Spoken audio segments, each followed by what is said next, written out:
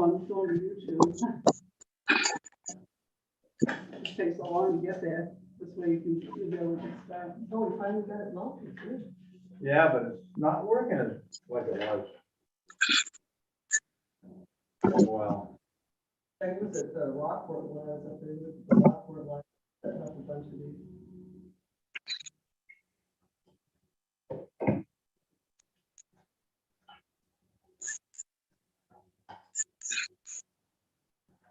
so why does the name keep coming? Name keep coming up?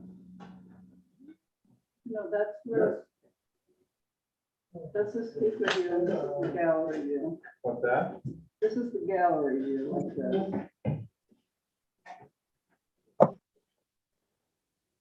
And maybe once But if someone talks, maybe once someone talks, it will last change. time when someone spoke, the person who was speaking went to the big view.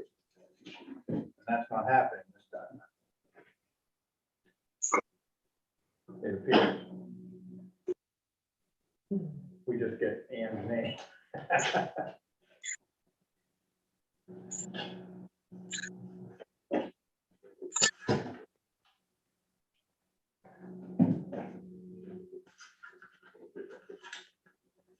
guess that's what we're gonna have to look at. Oh, well, we can go to the gallery view. Okay. But it's still picking up Ann as a speaker. Oh, she's not muted. How come she's not muted?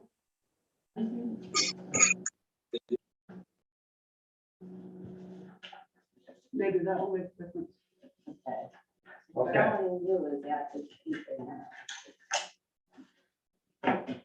No, see, I think it's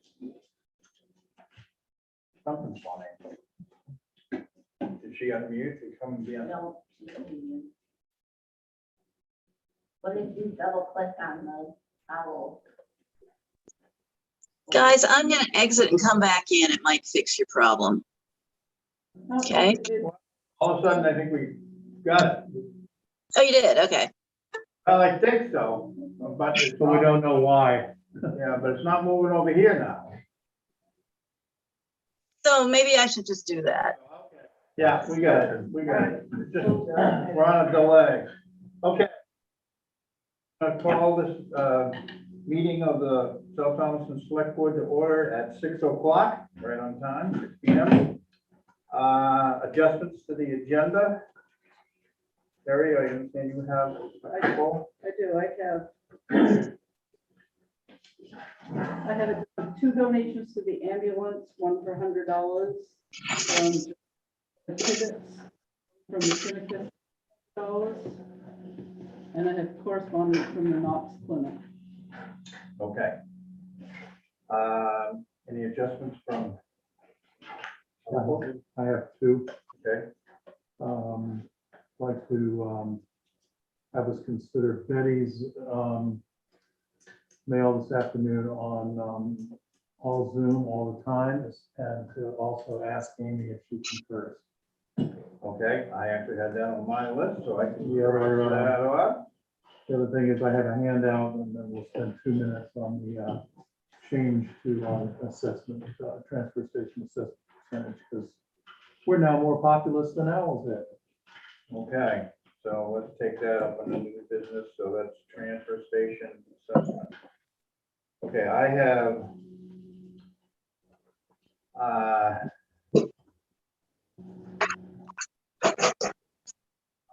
2 as well. I would like to take up Jerry Grissom's resignation as road commissioner.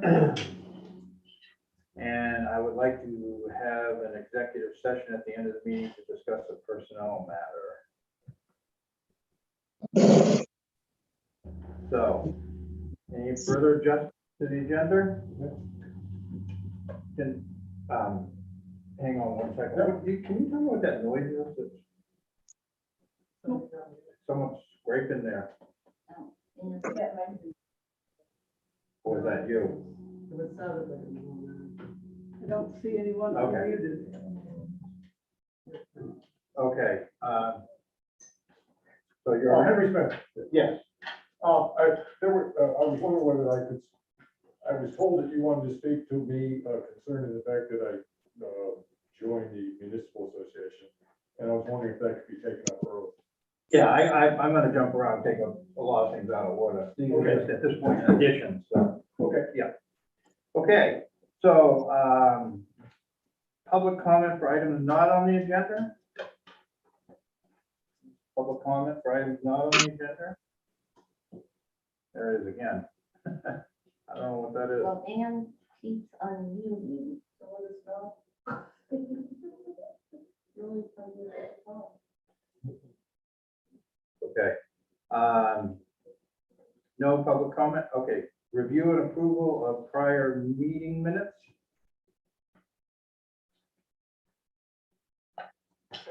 We have two sets, right? December 4th and December 22nd, is that correct? It's actually the 14th. 14th, yeah. I move to approve the minutes of the meeting from December 14th. Second. Yeah, sorry, I have one. Further discussion? All those in favor? All right, Aye, unanimous. Is there a motion on December 22nd? so moved to approve December 22nd minutes, res zero. Second. Further discussion? All those in favor? All right, 3-0. Okay, I am actually, if there's no objection, I'm gonna take up, out of order, several items here. The first thing I'd like to do is take up, if there's no objection, Jerry Grissom's resignation as road commissioner. And I just wanted to read a brief little statement that I wrote.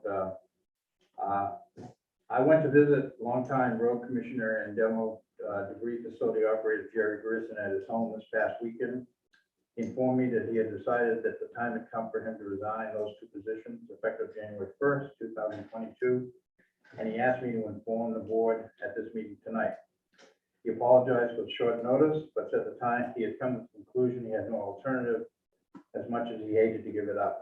For those who don't know, Jerry has been road commissioner here for 41 years. And as facility operator out back for nearly as long. Jerry has not been as visible in the past few years as he used to be. Or as active. So I'm certain many residents, as well as perhaps some folks in the room or on Zoom tonight, are unaware of his dedication and service to the town.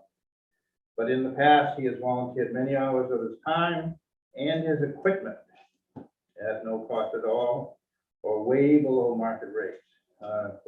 For example, for years, he twice a year personally mowed with his equipment the so-called Poplar's Field at the back of the village cemetery, as well as the undeveloped area adjacent to Field Street.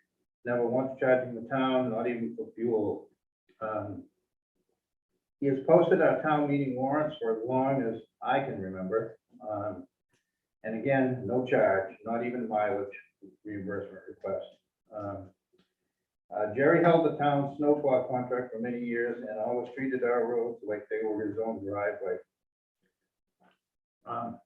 In winter storms, residents traveling home couldn't wait to cross the South Thomas line, feeling secure that they made it safely to Jericho roads, as so many of us often refer to them. Having worked closely with Jerry for many years, I would like to break protocol here a little bit, and in chair, make a motion to accept Jerry's resignation effective January 1st, and award him $1,000 performance pay to recognize his many years of faithful and dedicated service. second.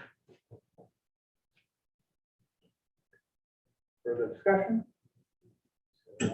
Huh? You said, I didn't say half of it. So there's a whole lot of future select board members that are never gonna get to ride the roads with Jerry in their first week on the job, and that's just a big miss for those people. And it's too bad, but he, even in the end, recognized that it was time he had to do it, so. All those in favor? Aye. Thank you.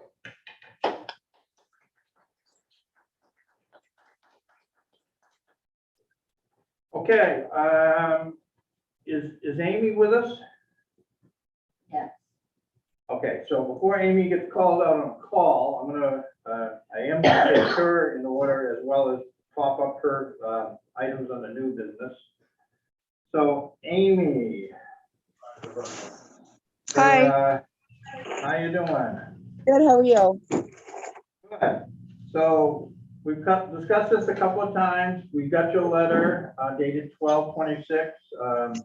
Just very briefly, I'm gonna restate your proposal to reorganize the leadership at the South Thompson Ambulance Service. I guess it would be effective January 1, or that's the intent if it's passed tonight. My understanding is you would stay on as director. David Elwell would remain as deputy director, and Carrie Adams would take the role, new position of assistant director.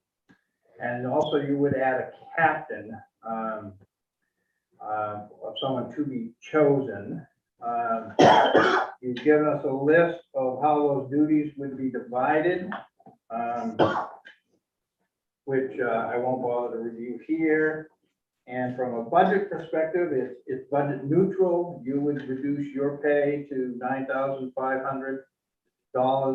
David's stipend would, and Carrie's stipend would each be $3,500. These are annual, and the captain's stipend would be $500. I didn't check the math, but that seems correct. So is there anything else you want to add? And then I'll open it up to questions from the board. Nope, that's correct. Okay. Questions? We've talked about this a couple of times, but. Yeah, I think it's a great job, and I'm strongly in favor of it. I like your list, the way you've got the duties listed out. I don't feel that you are obliged to stick to those duties. That's my personal opinion. They're yours to work out, but I do like seeing them and having an idea what they're actually involved with. Walter? I think the captain's stipend should be covered in the budget process going forward and not come out of Amy's. That makes it 500, not budget neutral, but it's a promotion or a new position, and you know, when was the first time any of us promoted somebody and paid them with our money? Well, I think you could make the same argument about Carrie's position. Yeah, well, that's true too. But I think that was her deal maker. Well, I guess I kind of view this as a package. I'm reluctant to split one off, particularly the one that's less expensive. Personally, I mean, I understand where you're coming from, but I hear here that Amy is stretched thin. Yeah. And she feels like she needs to get some help, and she's willing to take a pay in to do that. I'm willing to say the $500 doesn't come out of her pay. That's what I'm saying. No, but not put it off until Oh, June. okay, well, I mean, because she wants this effective January 1st. That's my only reluctance with this, is that and I think her intent is for this to be effective 1 January. Right. And if we go out, if we don't make it budget neutral, it complicates that process. But I do think that we should readdress it come budget time. Yeah, well, it's only $500, and it's not budget right. And I have a feeling that somewhere in the public safety budget, we'll find $500. they've been running over on wages and salaries all year, so. And on revenue. Yeah.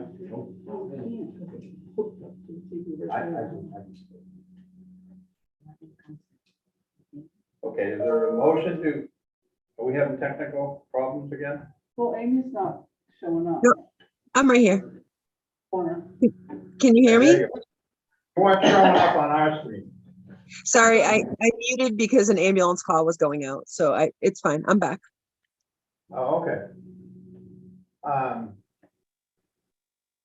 Okay, I kind of lost track of where we're at here, so, Can I ask her a question? yeah, go ahead. Do you have a January 1st candidate for that captain's position, Amy? No, we're gonna put it out for people to apply, and then David and I and Carrie will kind of do little interviews and see who will fit. But you don't, my understanding is you don't necessarily want to wait 6 months. No, I don't. I would rather not. No. But it gives us a week or two to look into the puts and takes in that budget and figure out if we can fund it without docking her $500.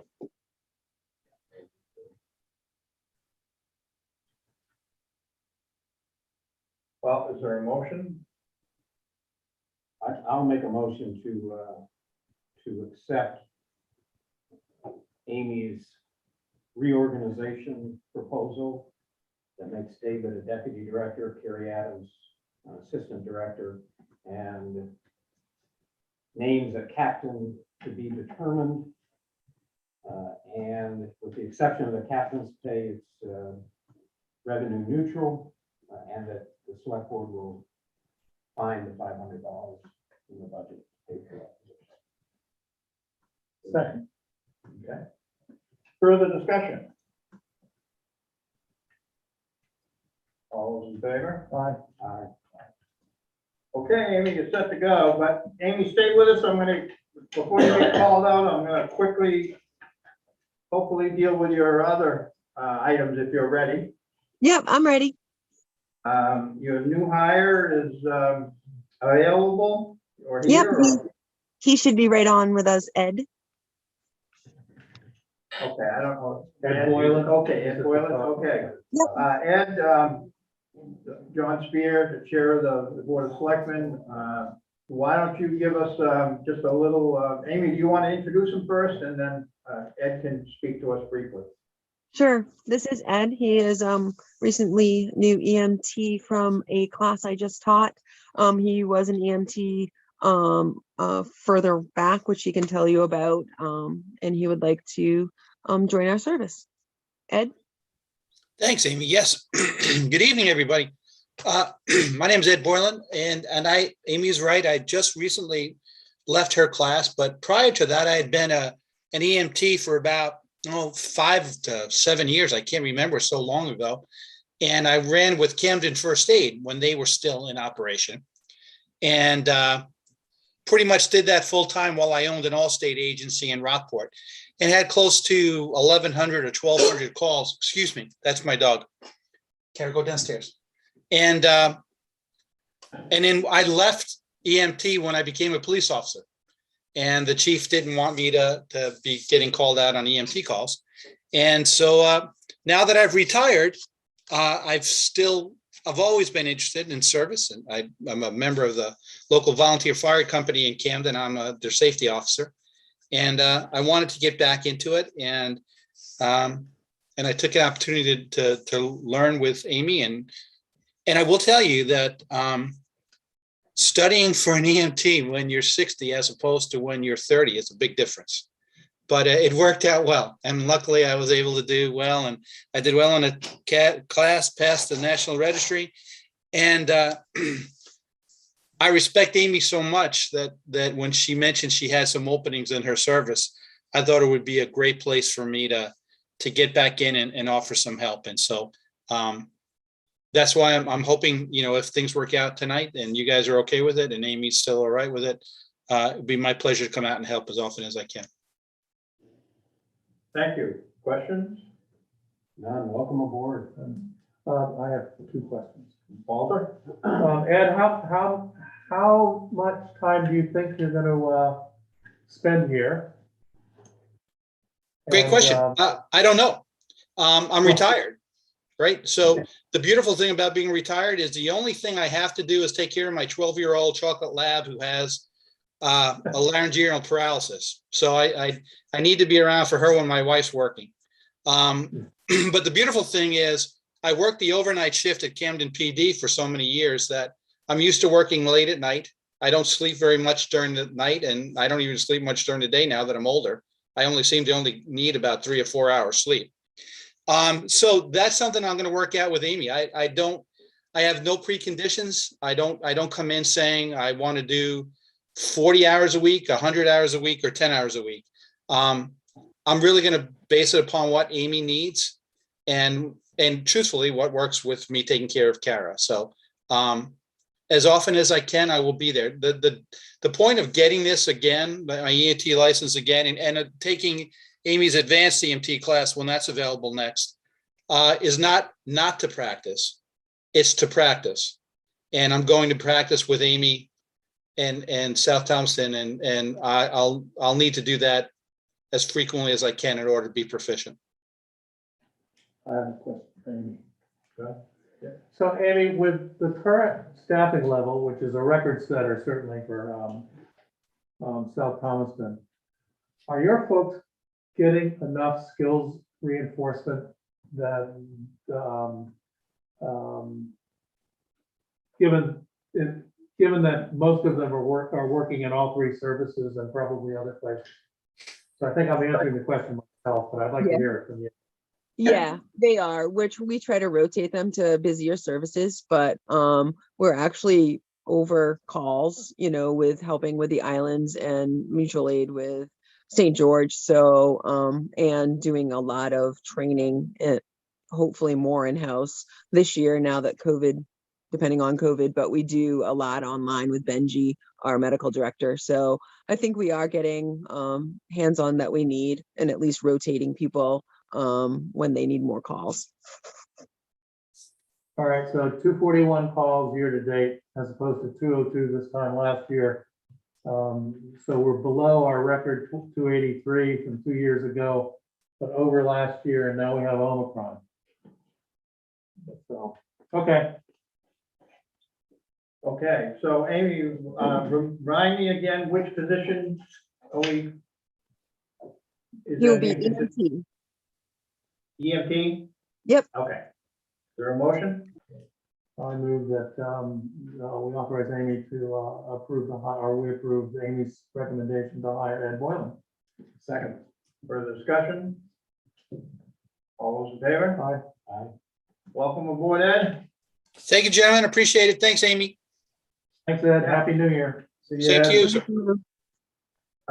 Okay, is there anything on your monthly report that you want to highlight or any questions from the board? Amy, don't leave us. Nope, I haven't. I'm right here. Okay, well, it looks like you left us. I'm having No. trouble following the screen. It's that mute thing and unmute thing. Valerie? Yeah. Okay, No, exactly. Can you hear me now? yeah, we can hear you. Anything you want to highlight on your report? You don't have to, I'm just giving you the opportunity. Nope, I don't have any real highlights, but I want to make sure you had the report. Question? Yeah, so 15 billable calls, and then there are 4 from Vinyl Haven, North Haven. Is that incremental to the 15 or part of the 15? Is that added, you mean? Yeah, Yes. is billable 19 or is it 15 and 4 of those are Vinyl Haven, North Haven? No, there's billable 15 altogether, and the Vinyl Haven ones are billable. So there's 4 non-billable calls. So Now I'm confused. It said there were 7 non-billable. I thought you said it was 4 of the. It says Walter number of calls 22, billable calls 15, non-billable 7, and then it says Vinyl Haven, North Haven 4. So I think- that's how many we went to either Vinyl Haven, North Haven is 4. So yes. So is it 26 calls total or 20, or do you add them? Okay. No. Yeah, thank you. All right, and Amy, before you leave us, we have, I'm gonna take this up out of order too, an adjustment to the agenda. We have a letter or an email from today, actually late in the day, 4/28, from our A director. And that's not the right one. Basically recommending that the select board and all of the other town committees go back to Zoom meetings, and Walter wanted you to have a chance to comment on that. I believe, Walter, that was your request? As did Betty, Pardon? as did Betty.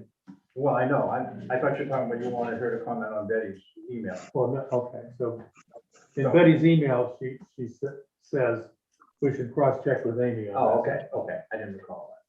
So Walter, why don't you ask her? Because if you know what you want.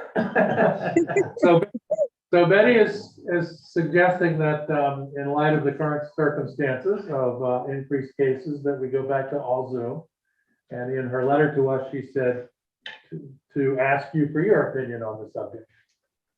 So I would say yes at this point. I would, St. George actually did as of this week. So because of the uptake in the cases and what's going on. Transfer station board's been doing it for a couple weeks now as well. What about Thomaston, do you know? They have not gone to Zoom only yet, no.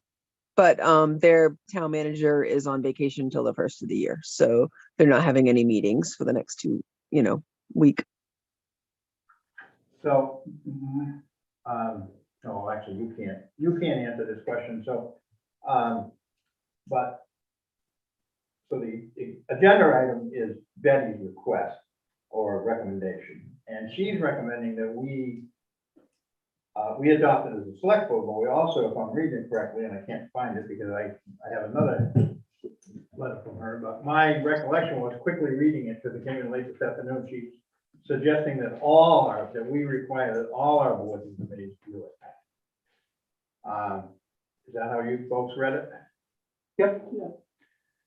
We didn't, couple things, just putting aside the question of whether we want to do it, we didn't do that at the height of the pandemic.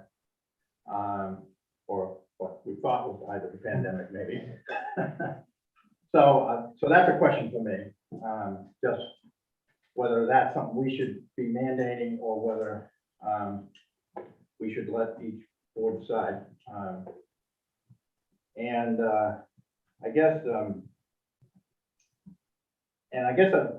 I don't have a, Sherry, can I borrow yours here for a second? Because I have the one about the stipend. What are you borrowing? Pardon? What are you borrowing? I don't know if I printed that out. Okay. I have the It one says about the study. To all, that's highly recommended that all of your select board meetings and any other meetings that are upcoming be conducted via Zoom. Knox County Omicron cases are higher than they have been since the beginning of the pandemic. This variant is extremely contagious, and we are not through the holiday season yet to really get a good count on how many additional cases there are already. And she says, I am fairly certain that Amy would also concur with this suggestion. Okay, so, my recollection was correct, and again, I just read it late in the afternoon, so discussion, thoughts? I think we should do it. I don't have a problem. But I'm not in favor of mandating all the committees do it. There are, even at the worst, number one, this variant is probably what's going to get rid of the entire issue, because it's not very deadly and it's not very it's not very impactful, but it is very spreadable. So it's going to end up being like a flu at full eventually. But putting that aside, there are, even in the worst times of it, there were options made available for groups to get together, even during those worst times. And so just saying we're not going to do it anymore, I think is a complete knee-jerk overreaction. Unless we want to come up with, unless you do this or unless you do that, just like we did before, the feds and the state did. And I'm not prepared to make those. I think each group can make their own decision. We do have a doctor on the Zoom call. Well, before we go open to the public, the problem I have is that we're meeting again next Tuesday. And I guess the problem I have is, this just came in, a few minutes ago. And I feel like I haven't even had time to think about it, do research. And that's one side. On the other hand, I realize this is an emergency that's spreading fast.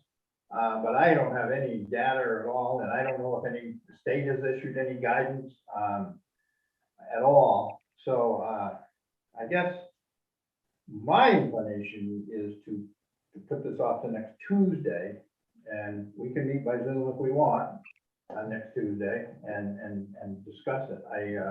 We also have a few chairs of our committees, or I think at least two on the call.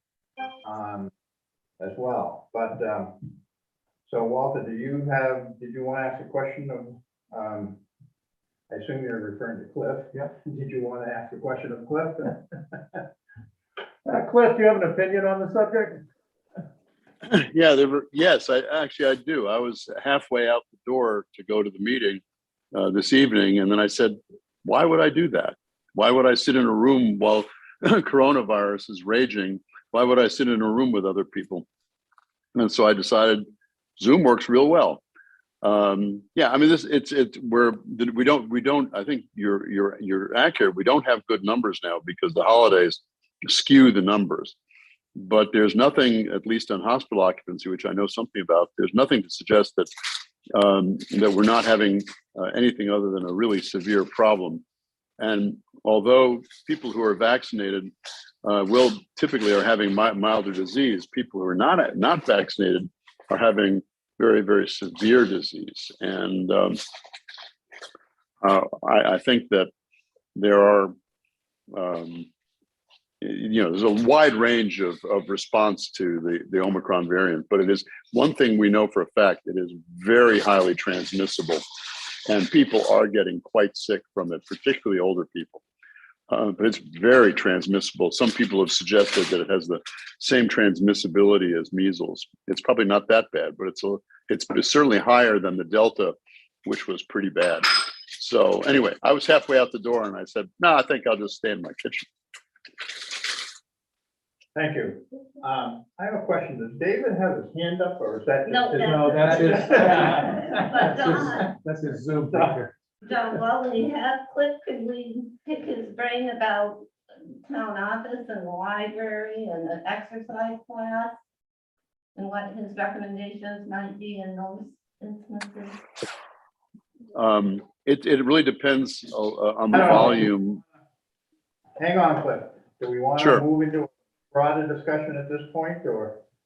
I mean, that's the other thing too, is I feel like we sort of do need to have a broader discussion. I mean, if we're gonna, are we talking about closing the town office again? I don't know. I guess I don't feel like we have the data yet, but anyways. Meetings, right now, we have a requirement. First of all, you're supposed to be vaccinated. And if we have a meeting with more than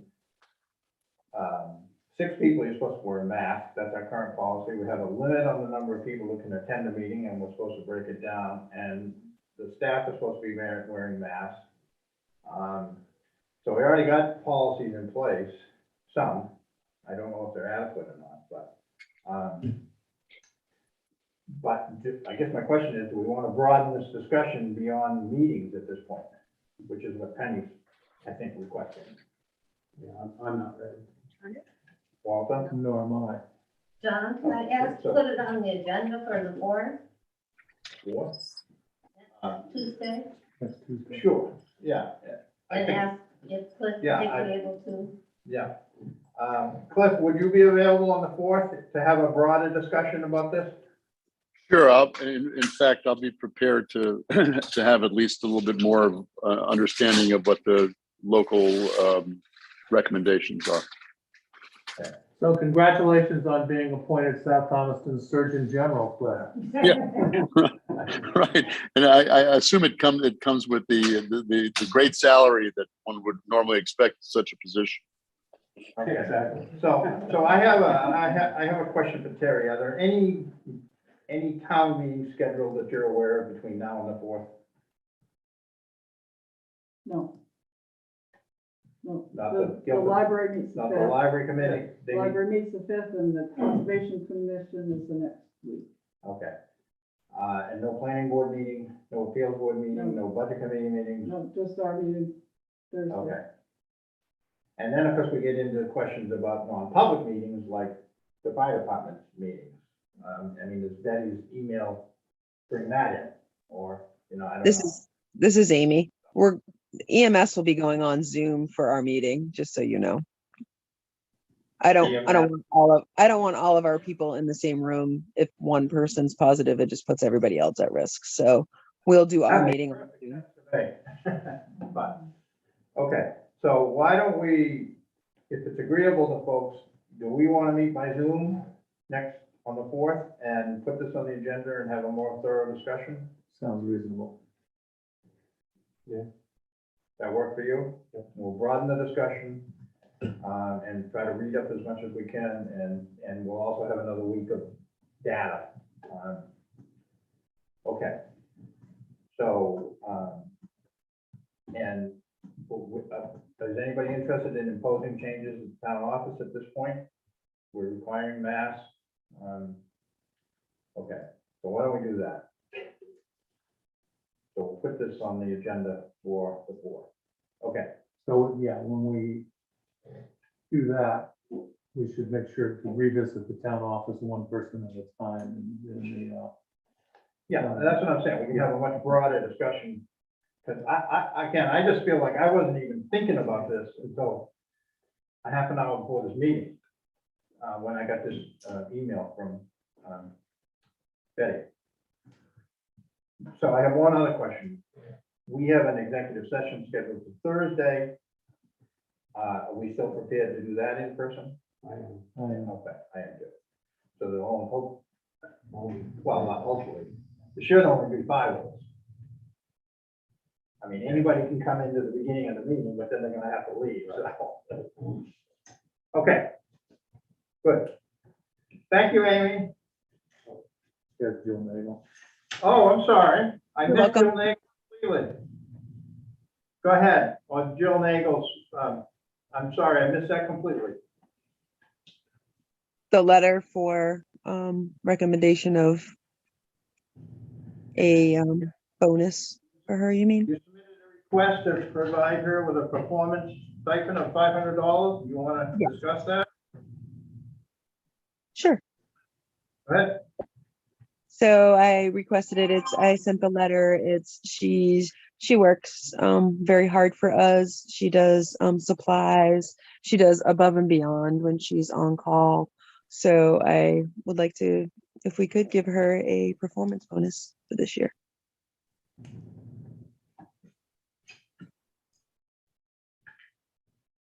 Questions? Yeah, well, just a comment that when we put that process in place, it was for exactly that kind of thing. Not for doing your job, but for doing more than your job. I had one question. You indicated that she had worked here for several years. You said years of service. I thought she was a relatively new hire. I'm sorry, it's a year of, I think this is her second year. She took her basic, started as a driver, did her basic, and now it is in advanced within that year is what it was supposed to say. So, Okay. All right, because I was thinking I must have the wrong person. no, that was my misprint, sorry. Okay. Is there a motion? I move that we accept Amy's recommendation to award $500 to Jill Nagel for performance above and beyond her normal duties. Second. Terry, can you tell me how much money was budgeted for this purpose and how much has been expended now that we just approved Jerry for 1,000? Oh, I sent that to you, John. I know, but I can't recall what it was. Hold on, let me look at the email.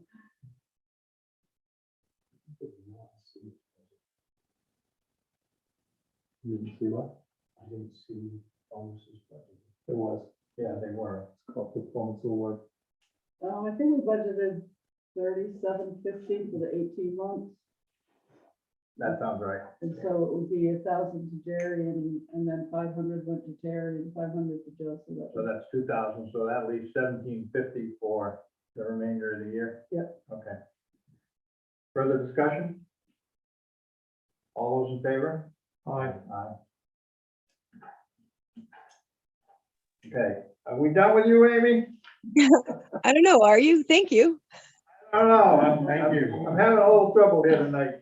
I got, That's okay. I got thrown off kilter with that email from Betty. So, I think we are. Okay. I so just- we're taking- Yeah, I just want to mention that we're doing another booster clinic in St. George on January 7th. So I'll get that out. And so if anybody in the surrounding areas are welcome to come get a booster. Is that something, so people from South Thompson are eligible? Yep, anybody can come down and get it. Yep. Is that, what time? is that something that you could give information to Terry so she could get it on the website Yep. and email it? Thank Yep, you. I'll email out and the phone number that they called to sign up. Yep, thank you very much. Okay, thank you. Okay.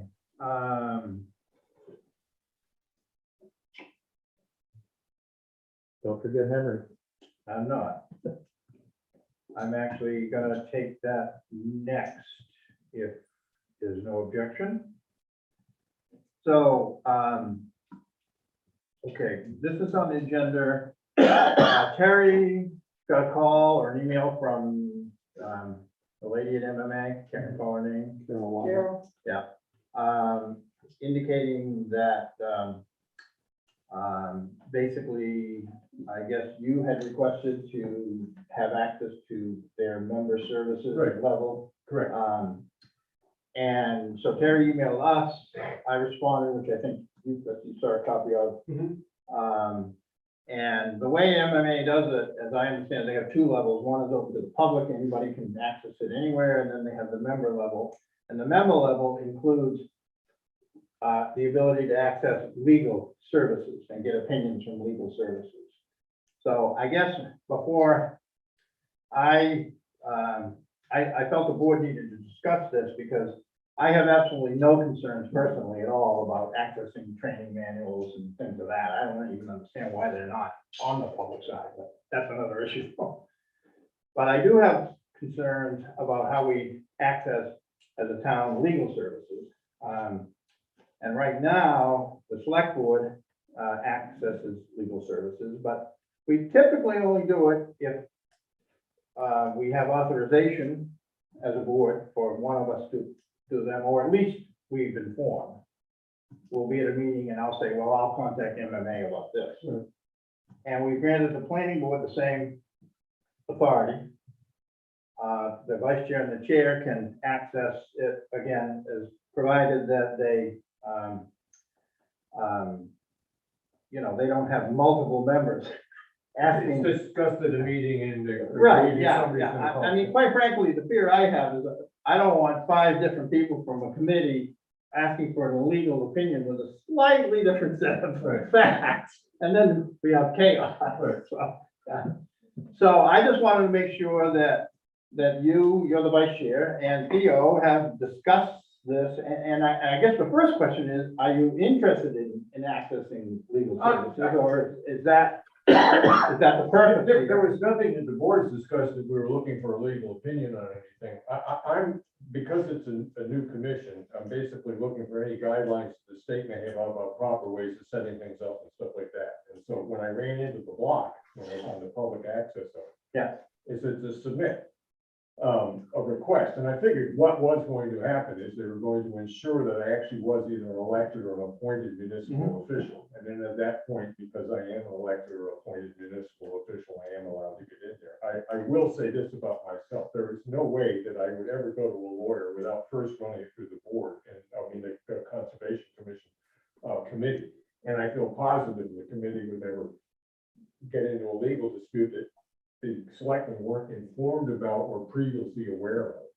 But so that was not my goal, was for the the Conservation Commission to start having access to free legal advice. That's not what it was about. It was about documentation, certain, policies that are already written down, things like that, that are available on municipal sites. Yeah, and again, I personally have no issue with that stuff at all. But encourage that. Yeah, actually, I would encourage it. My only concern really is about the legal. I just want to make sure that we do it in, personally, I want to make sure that all our boards and committees, if we do have access to legal services, that we do it in a coordinated manner and that it's, and then at a minimum, the chair is aware of Right. any member who's going to request, Yeah. preferably the committee would authorize it. But Yeah. Theo, do you want to chime in at all on this discussion? And Yes, I'd like to. And I would, sorry that Henry and I didn't get a chance to talk ahead of this meeting, but we have resources in the Conservation Commission that would answer a lot of questions about procedures and so on. There's the main statute, there's the ordinance that reestablished us, but more importantly, there's a 57-page document from the Maine Association of Conservation Commissions. It's called the Maine Manual for Conservation Commissions, which answers a whole lot of questions. And right now, I don't believe the Conservation Commission has an issue that requires legal opinion. However, we are in the very beginning of an exploration with someone who may be willing to donate some land to the town, but it's very preliminary. And when that discussion gets to the point where we think that, it might actually happen, first thing we'll do is come see the select board and say, the donor may be willing to do this and here's what, the conversation is. And then after that, I think we probably would need legal advice. okay, just step back real quickly too, just so everyone understands in the room, MMA Legal Services typically won't get involved in a specific contract issue or something like that. They're more sort of general 20,000-foot opinions, but comments, thoughts from the board? Yeah, I think there's a great value in everybody on the commission having access to MMA. They have a lot of training modules that unless you're authorized to go into, you don't get access to. Right. And that alone is worth being a member of it. Well, Yeah, I absolutely agree with that. And also, my own experience is exactly that MMA Legal Services is good at theory, but that is no substitute. That is no substitute for town council. And it's, just take the example of a donation to the town. I wouldn't spend 2 minutes with MMA on that. I spend all the time with Grissom. so I too have no trouble with it. I guess I would just request that the commission, have a discussion that, and if one commission can access it, then they all should be able to, but particularly when you're asking for legal opinions from MMA, if you do, that it be something that the committee authorized or at least the chair authorizes, and to have that protocol in place. That would be my personal request. I would encourage people to actually also access MMA member services with that one caveat. If that's agreeable, I don't know that we need to do anything other than Terry can go ahead and grant that. Is that agreeable to you, Theo?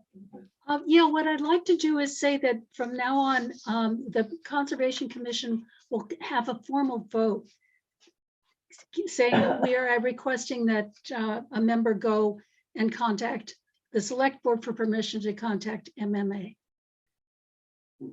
I don't know that you need to come through us.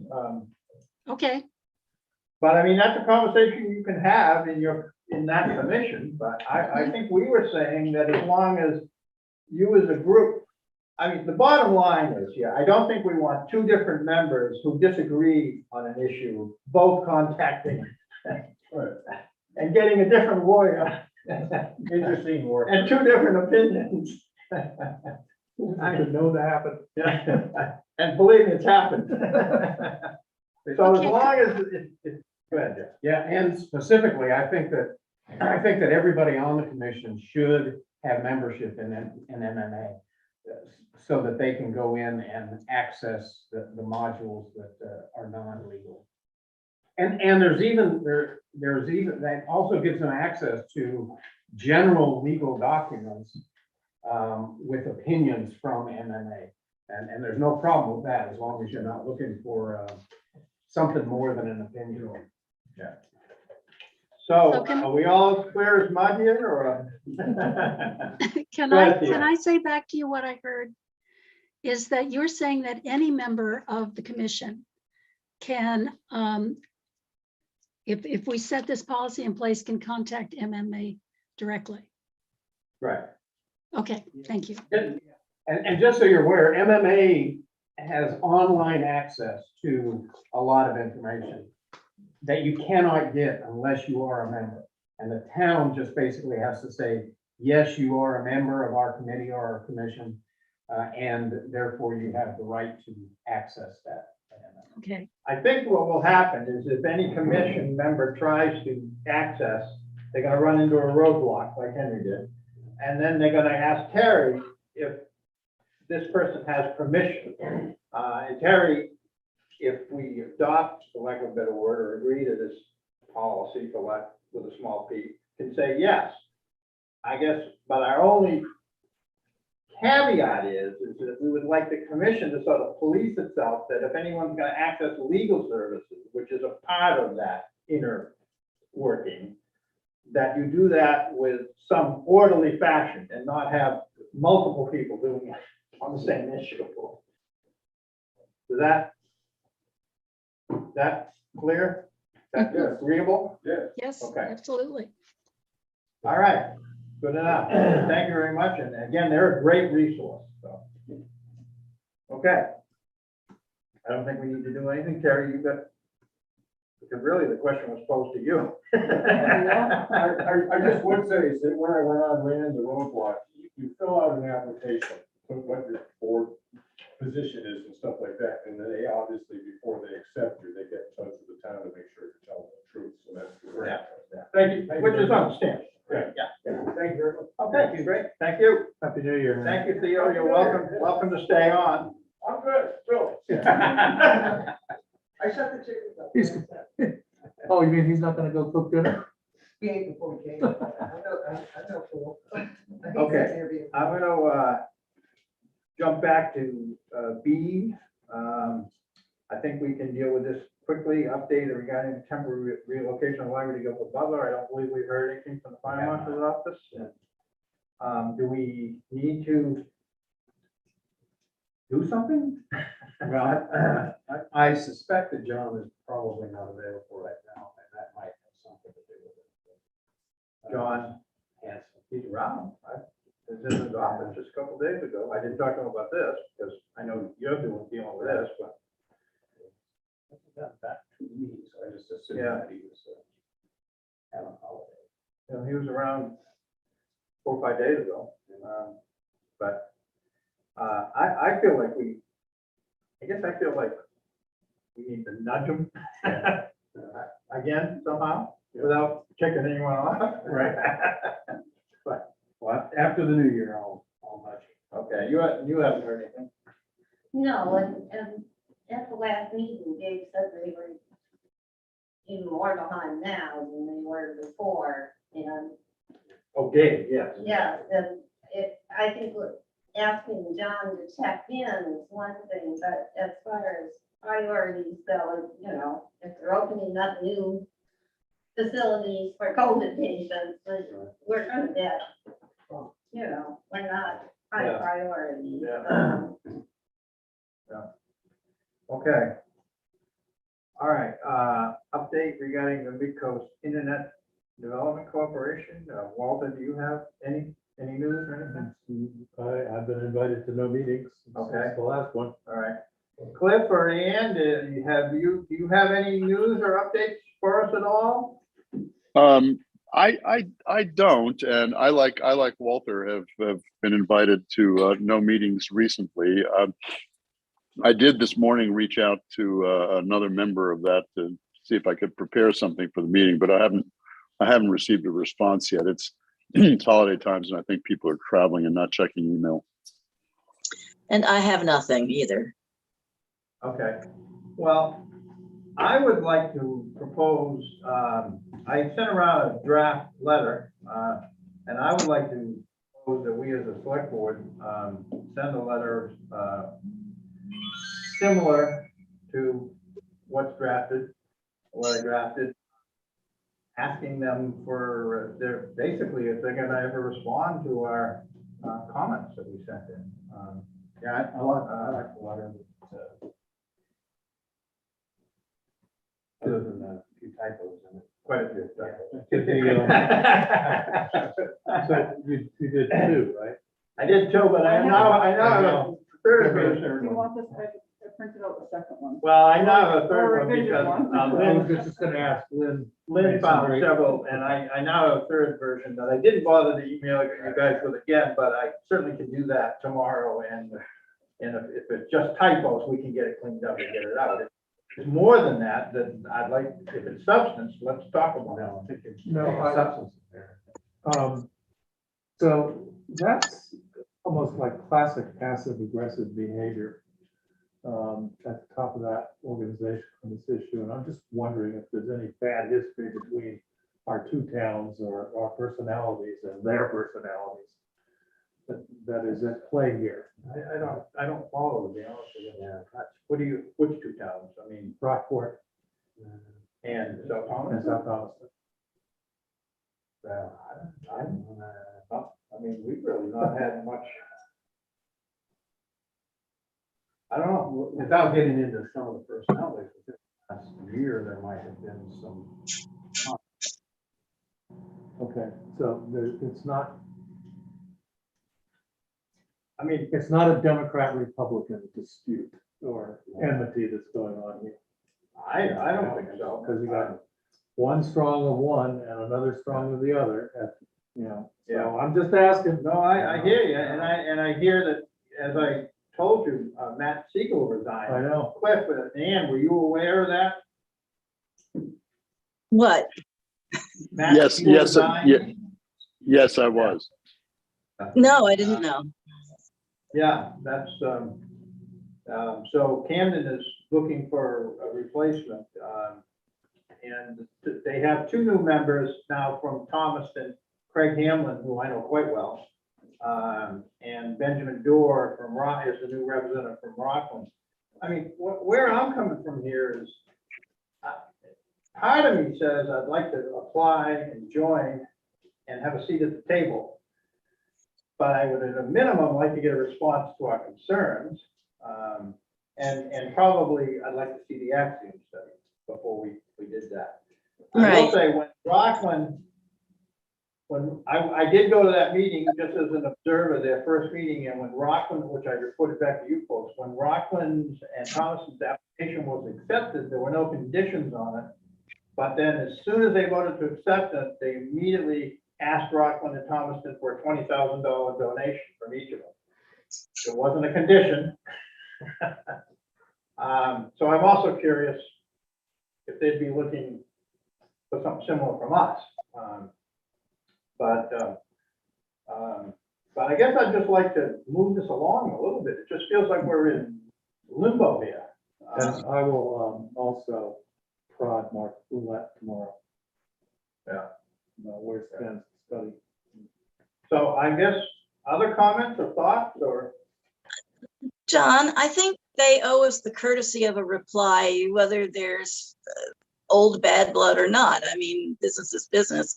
It sounds to me like they think we're a nuisance, but they should at least engage. So send the letter. Well, To the MDIC, I guess. No, as above, I'm in full-throated accord with Ann. I mean, I was thinking maybe if nothing, it might get them to move a little bit on this Yeah. and get us back. I mean, again, so Okay, is there further discussion on the board? Is there a motion? I move that we send the final copy of your letter to Deborah Hall and Denise Munger or whoever. Yeah, well, I CC'd 100 people, not 100, Okay. the two new members. Quite frankly, I had a little discussion with Ben Mandor, and he didn't even realize that we had sent in a letter and they hadn't responded.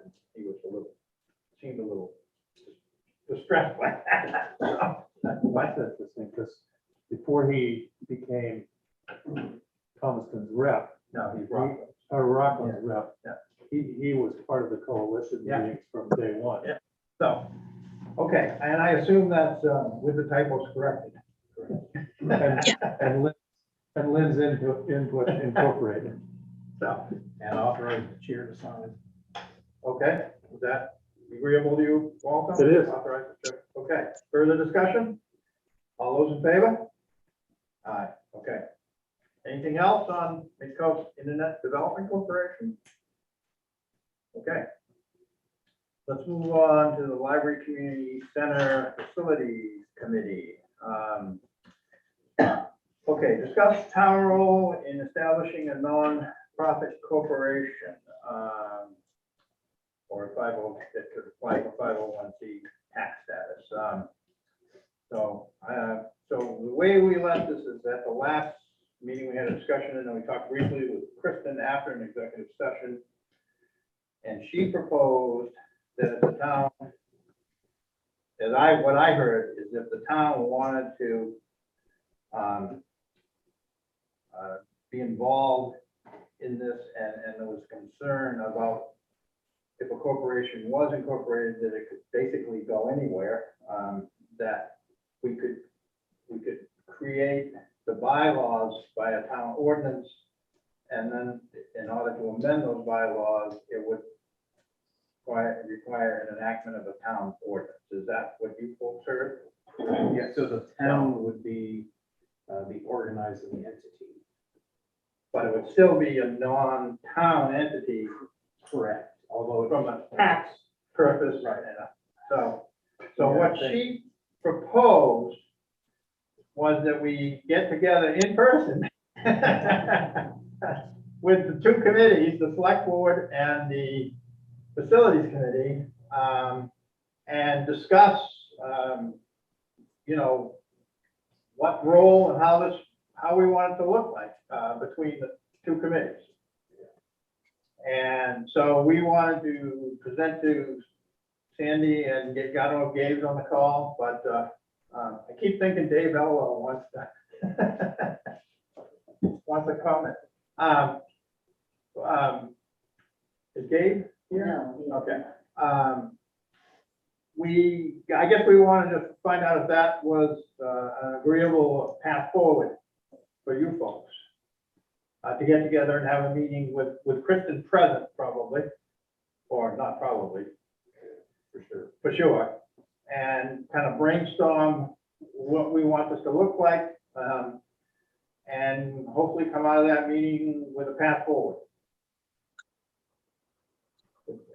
John? Yeah, go ahead. Hold on 1 second. Have I portrayed it accurately? Yeah. Walter, do you have any further comments? Go ahead. Let me just finish with the board here and then. Of course. Do that, I would suggest, although this is a breakthrough because all three of us now are relaying that we all heard the same thing from a lawyer. Yeah. That's a positive step in the positive Or it could direction. be a danger. But what I would request is that Kristen put what she told us in writing ahead of this meeting so we can share it with those guys. And make sure that what we understood from that session, that's still valid. And it will be different. Yeah, I can do that if you want. I can call her and Please. and ask her to do that. And so Sandy and Ian both had their hands up. I think Sandy had hers up first, so I'm gonna call on Sandy first as the chair or co-chair, and then I'll get to you, okay? Okay. Thank you. Sandy? Yeah, it's hard for me to hear. I'm hard of hearing. So the clarity is not completely there for me, but what I understand from what you just said, and that's my clarification right now, is that the select board and the library and community center planning committee should get together with the town attorney to talk about a 501c3 and the,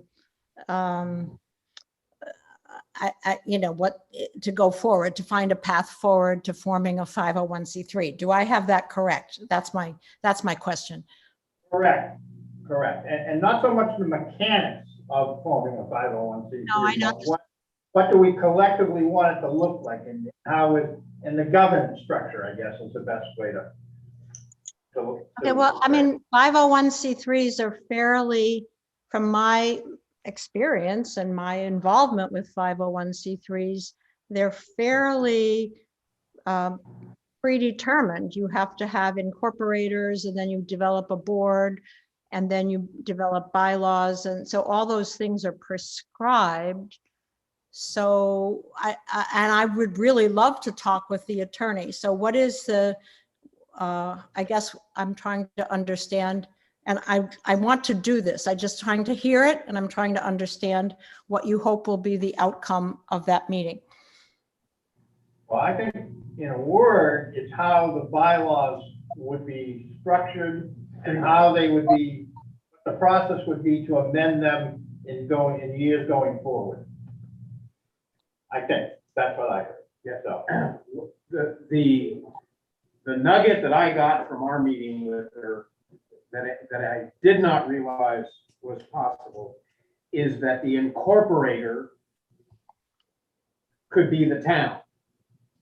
So it is incorporated by ordinance. So the town would vote on it, which would mean that once the bylaws are in place, if you're going to change the bylaws, the town would then have to vote on the changes to those bylaws. But that's the process that she provided as a way forward that I did not realize we could do, because I was trying to figure out how we could keep control over the direction of the organization without being directly involved in it. And she said we could, so that's.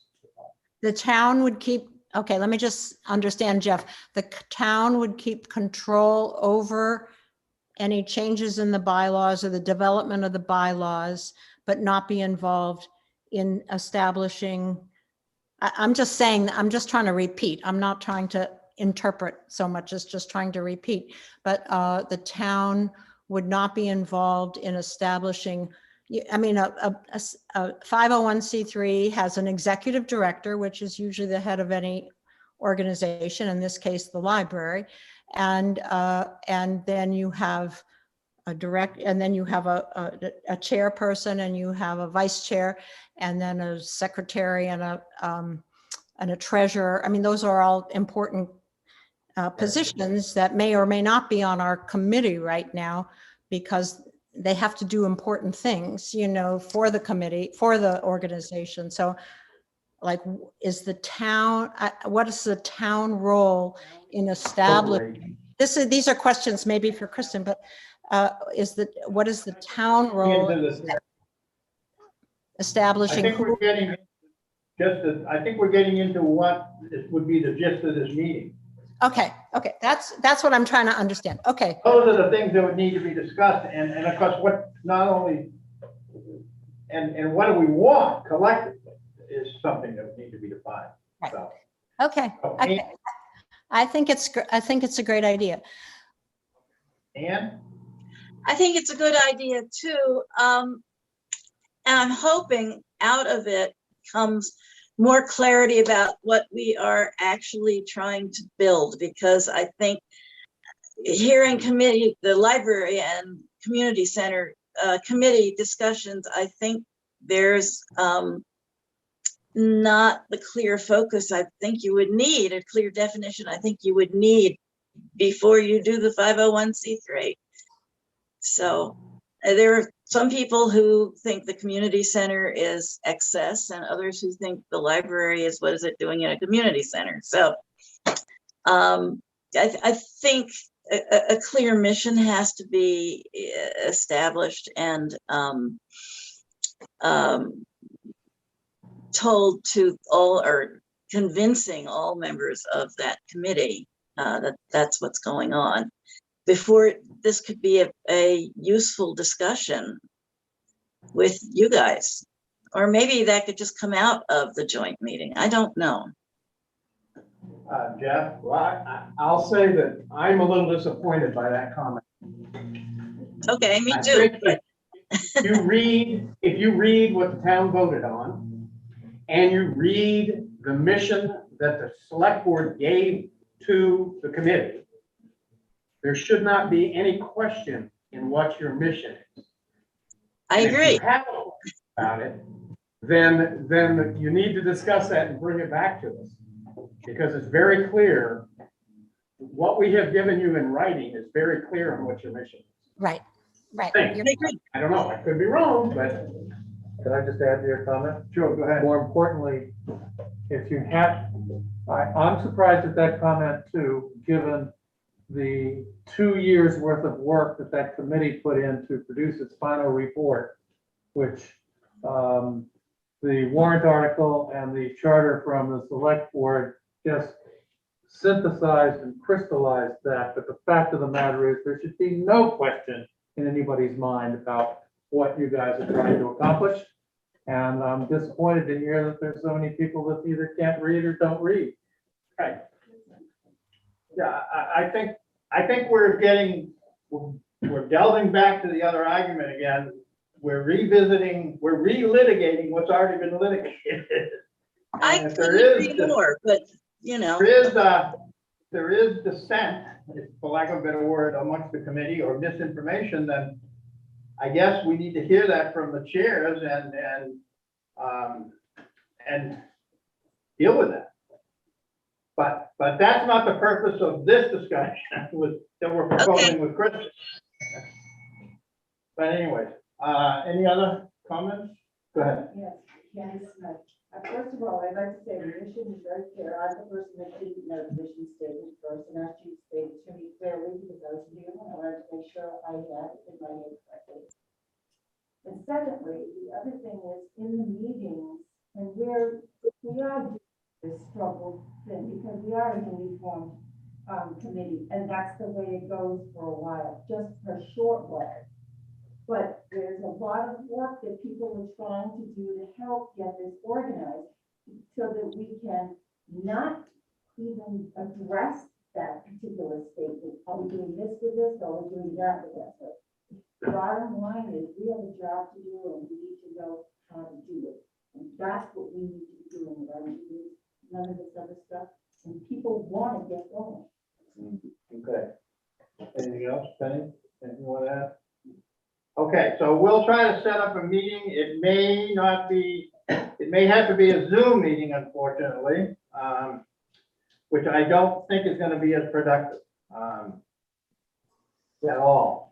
But I'll throw out one more thing before we start scheduling that. I do think it's important that your committee come up with some kind of maybe a timeline on when this would be of value to you. If you're not gonna be pushing that side of it for 6 months, then we don't want to have this meeting now, and then wait 6 months to start forming the LLC. So, I do think that before we set this up, we should get some feedback from you on when you want to do this, when you're ready to receive this. Sandy? Is Gabe there? I don't know. Is Gabe with us? No, he is not. Okay, all I can tell you that we are in the midst of working on a survey of town people to find out what kinds of services and activities in this building they would like to see happen that are not happening or that are already happening in a library, but not yet in community center activities, so that we can begin to establish what the building will actually provide. And we are expecting that in March, depending on committee approval, that we will hear from a fundraiser from Rockland, who is from the area interfaith outreach that built the new building for the AIO, to talk about her fundraising campaign that will happen in March. And we will be, before that, we will be sending out the survey, and we hope to have all that information in the next few months, but it's, it's taking, time. And I would think that by April, we would be, or maybe before, because I think the 501c3, no, I would say by April, that would be a really good time frame for us to work on a 501c3, the issues of a 501c3 and the town, the relationship to the town. So we're talking in the next 4 months, I would say, would be our time frame. I can't tell you exactly. Gabe and I are on this. We're trying to figure out where to go first, second, and third. And I think the first thing for us is getting this survey out so we can get as much town input as possible, and developing some kind of a communication strategy with the town so people know what's happening. And I don't know what the time frame for the current library is in terms of opening up the doors at the Guilford Butler School, but I think that's really important for us to know as well, because I think, that's going to be a big deal. And so I think we're talking not before April and probably not after June. Okay, thank you. That gives us some breathing room, no pun intended. But in terms of the current library, all we're waiting on is the permit from the fire marshal's office, and we simply don't know when that will open. Yeah, but that's an exciting thing, and we should all be, involved in that. I think it's important. So, but we can't control it, so. Okay, so let's move on to the second item here. Brian, we're getting to you. I have a, Oh, go ahead. so I think that what I've heard several times is that the reason to have the 501c3 and have it be independent, if you will, is because of a feeling that there are donors who would donate to a not-for-profit that wouldn't donate to the town for this, even though that would be for the same purpose. And grants. And that was the biggie. So I think a first question to Kristen should be that if we follow her path, would that put that in the category of this is a town thing, not an independent, not-for-profit, and therefore it wouldn't be grant enabling, in which case we'd cripple the fundraising capability of the committee that we've charted. Yeah. So that can happen before April. Well, and I would suggest, actually, I'll make a note of that, but I would suggest everybody start writing down questions and prepare for this meeting, beginning now. So, okay. So we got a draft card, donation receipt, actually, I think it's called, from, I guess, Candace, you sent it to Terry, but Maureen has volunteered to work on it, so it's, okay, it's a collaborative effort between you two.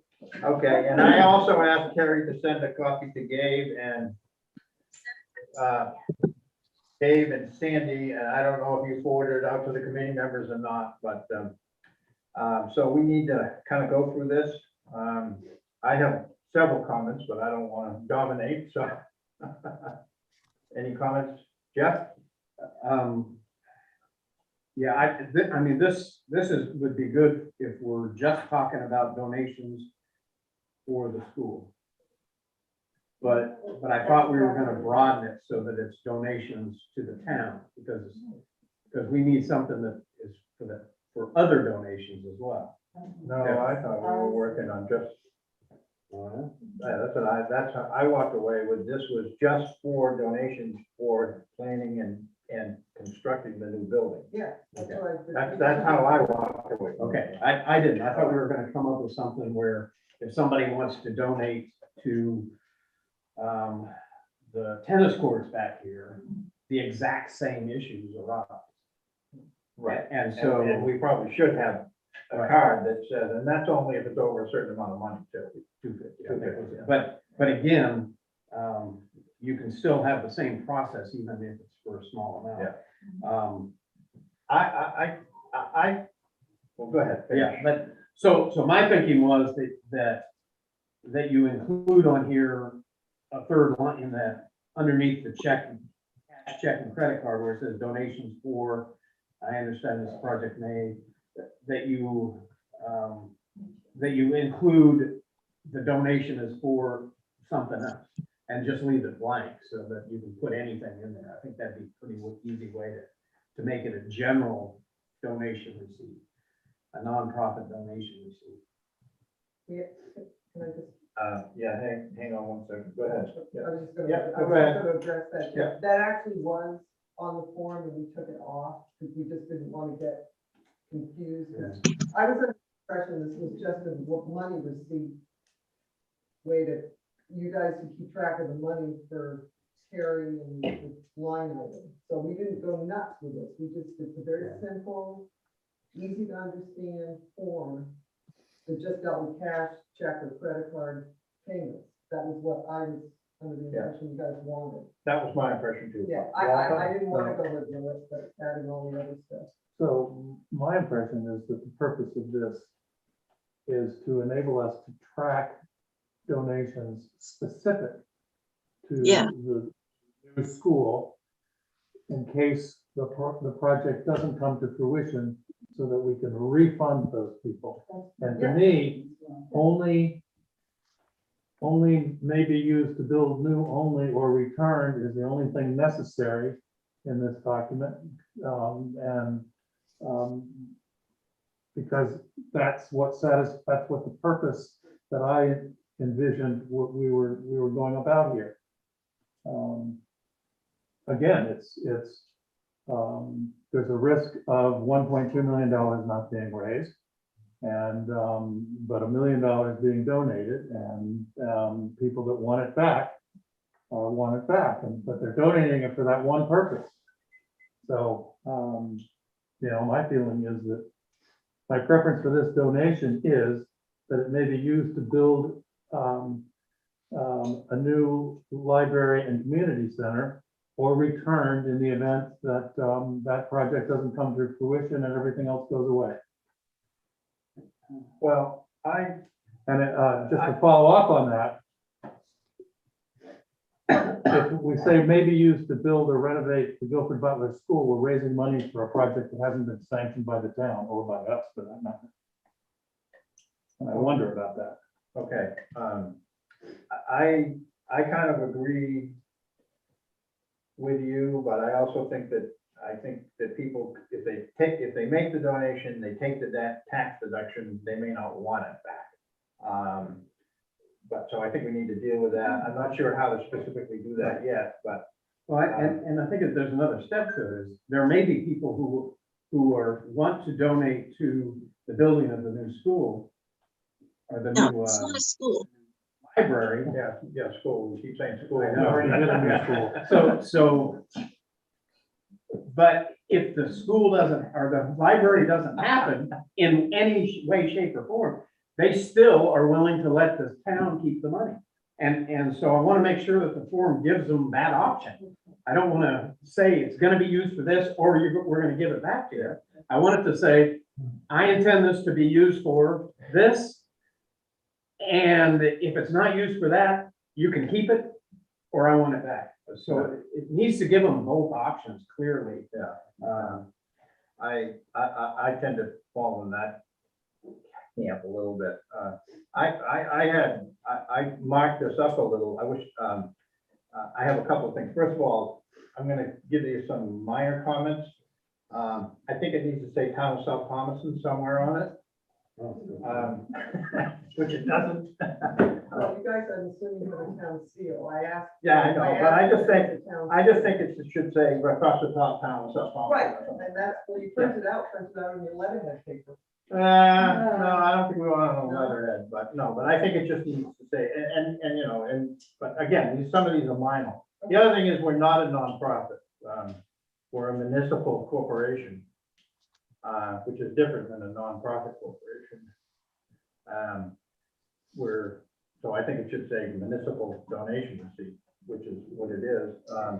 I also think it would be good to, and some of this is, I know, minutia, capture an email and a phone number. On the credit card, I think it should only be the last 4 digits.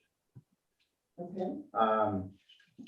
I don't like it all. I understand this project may change at some point. It sends to me a negative vibe. And I don't want to send a negative vibe. That's just my personal feeling. So I'm fine with the donations for the new library community building. We'll go toward the planning and construction of this facility. And also, I don't think and down below where it says preference, I don't think we're talking about preference. I think we're trying to capture conditions of the donation, not someone's preference. So I would change that to my conditions for this donation are, and then I ran into a little bit of a roadblock, but I may be used to plan or construct a new facility. And then I would add something like, if not used for this purpose, the donation will be returned, or something like that would be the first block. And then maybe have something that says, and then have something to say that if the town meeting decides not to pursue this project, and again, I haven't wordsmithed this through in my mind, then would you be willing to have it used for renovations to the existing Yokel Buckle School? And then the third step would be, would you be willing to have it used for any purpose? And again, I don't have that wordsmithed in my mind, but I think that sort of gets at what you're getting at somewhat. But I think it's important that if this project doesn't go forward, then that's a decision that town meeting needs to make, not this board of selectmen or a future board of selectmen, but town meeting. And I also think that it's possible, and we need to make this clear, that when I think it through how this might work over time, someone could make, say I donate 25,000 and Terry donates 25,000. Well, she'll probably donate 50. And we do some planning work. We spend 35. We now have a balance. And then the town decides not to do it. How do we divvy that? Right. So I think we need to give this a little more thought. Is it first come, first serve? I mean, do we spend the first donations in or the first spent? That's a simple way to do it, I guess. Yeah. But it's something, when I sort of think about how this is gonna work on the ground, so to speak, that's a potential issue. And then another minor thing, I think someone from the town needs to sign it. Print their name and sign it as like the treasurer or something like that, if they're gonna use it as a receipt from, for IRS. But those are my thoughts. So received by, you want something different than received by? Well, I think you could say received by, print name, signature. I mean, I think the IRS is gonna wanna, I mean, anybody can print that and hand it to the IRS, but. It was for her though. So Huh? it was for her. Right, but I think she needs to sign it as the treasurer or something like And that's that. what the receipt was. Yeah, I mean, I'm just guessing the IRS is not gonna take some printed document that anybody can make. They're gonna want a signature from the town treasurer. Well, that's kind of what I thought you could have. I don't know. if you- Well, and then maybe they could seal with the town seal over the signature, but I still think it needs a signature from the treasurer. That's just, So you want me to put treasurer on it? that would be my preference, but I'm just one of three. Well, that makes sense. Huh? That makes sense. It's, I think the,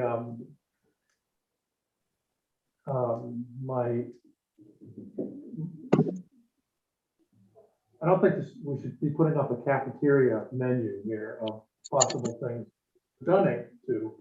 So to me, it's, you're donating to the library community center. And if that doesn't happen, I want my money back, or I want my balance to go into the town's general fund. Yeah, boy. I hear you about the menu, I do. But on the other hand, I'm not sure. I don't know. I mean, that's basically gonna go into the general fund, and then that's the largest taxpayer's tax bill. What's wrong with that? So I don't. Sam, go ahead. I have a couple of just thoughts. I didn't do a lot of wordsmithing, but I thought it was an effort to try to understand people who wanted to donate to the already existing library effort, and those that might want to donate to the new building idea or effort, or both. And so I thought it was a great way to start thinking about that. It's not an easy set of choices, and I think that's what I thought that the donor card was trying to distinguish between those who might have already given and would like to continue to give to the library as it is now, and those who are interested in giving to something new or planned. And so I think that's still an idea that I'm putting out there. And so I think it's really hard to wordsmith that. I was trying to figure it out myself, and I thought, oh, that's really difficult. And so I don't know how we do that exactly, unless you're trying to just make a place for people to donate to a new idea. But I don't think you are you? I mean, I didn't hear what Candace or Maureen said, but I thought that was part of the reason for this card, that we would separate people who definitely wanted to give to the library as it is right now, and programs and things that are going on and will be going on for a number of years, versus those who are like, oh no, I only want my money to go to the new building, or I don't really care, I want it to go to both, or either, it doesn't matter. So that's my question. But I think it's a good effort to try to figure that out, and that's what it looks like to me on this donor. And I agree with other things that you've all said. So. Okay, Jeff? Yeah, I don't think that's the intention of this receipt. I think the intention of this receipt is to get from the donor what their intentions are if the building is not built. I agree. And I don't think we need the donor receipt, no goods or services. I don't think we need the treasurer's signature on it. Well, Because make it a receipt. But what's it, the purpose of this is to find out what the donor wants to do with their money. It is not to provide them a receipt for their taxes. Well, That's a different. I that's a agree, different but it item. says receipt at the top. I know. If you're gonna have a receipt, then I think you need to do it. If you wanna have a receipt, just a general receipt that we can give anybody who donates $250, that's fine. Correct. And I think that, And then we can take a lot of this out of here. So what do I mean, you I was want? gonna, Well, we're discussing that. I mean, Penny's been raising money, getting donations for time immemorial, right? We just adopted, And- accepted, well, we've And got. we're about to tonight, accept a right. bunch for the annual, so those things all exist. Right. This exists in my view, for one specific purpose. to acknowledge, to give anybody who's donating to the library community center, for us to know what their option is if it doesn't happen. And I agree with that completely. I mean, So let's take the receipt part out of it, because we need a receipt. We should be giving the receipt Anytime it's over. anyway, and it always should say, no, the donor received no goods or services, because that's a condition of the deduction. And anybody who donates $250 to the town or more, for whatever purpose, gets that receipt. Correct. That's a simple administrative thing that we can do in the office here. So we can take that stuff off here. And then I agree with you. And then I would suggest, since it's late and we get a lot of ideas, that perhaps anybody who has an interest, try to wordsmith what that middle block would like and share them. And let's see what we come up with. Penny has her hand up. Penny. I think that the intent there was to reflect the by town vote amendment to Article 10, which said that the committee could reconsider renovations if circumstances change. Yeah, I agree with that, and I personally recognize that as that, so, but why don't we do that tonight? It's getting late. Why don't anybody who has an interest type up what they want that middle, what they think that middle piece should look like, and maybe we can synthesize something. Is that agreeable? I'll keep record and keep submitting it to the funds. Yeah. Yeah, okay, or it can just be the three of us. I mean, it's. Well, why don't you let me start first since I messed it up the first? No, you messed it up. I was just gonna say, hopefully we haven't completely demoralized you and Maureen from doing this work. We've only just. I just Go ahead, Maury. I just did a lot of research into this. Yep. As far as forms and keeping in mind what it was for. And the donor received no goods and services in return for this is an IRS thing. Right, yeah, So right. That's why it's there. Yeah. This isn't a receipt for the IRS. Yeah, we're changing it That's from not a the receipt. purpose. We're gonna create a generic receipt for anybody, if you donate to the town court or a fire truck, whatever, you get a receipt if it's worth $50. But you don't need to do that. Call it receipt. No, No, I wouldn't call it a receipt. donor requirements, donor Preference. I think requirements, because they're putting a requirement on the donation. Donation requirement? Well, why don't we all take a stab at it? Maybe someone can come up with a better Sounds one. scary. All right, I'm gonna move this on because Brian's been sitting patiently. So we're a committee, so we're gonna design a camel, right? There you go. All right. Okay, good, but thank you very much for the start. No problem. Okay, all right, Brian. Oh, let's wait for Walt, I'm sorry. Poor Brian. I know it. You know, it's amazing how much research goes into one freaking piece of paper. Oh, I know. Jeez.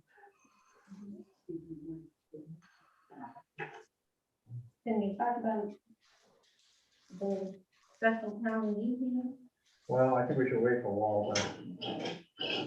I just would like to let you know there's not a whole lot of activity in the historical society right now. Oh, good point. They're not meeting. Well, when we get there, I got some thoughts on that too with what we talked about earlier with the pandemic, but I really would like to wait till Walter so we don't have to discuss this twice. And I feel we need to hear Brian. But I'm with you in terms of, if someone drops some money out, they take the deduction, don't want it back.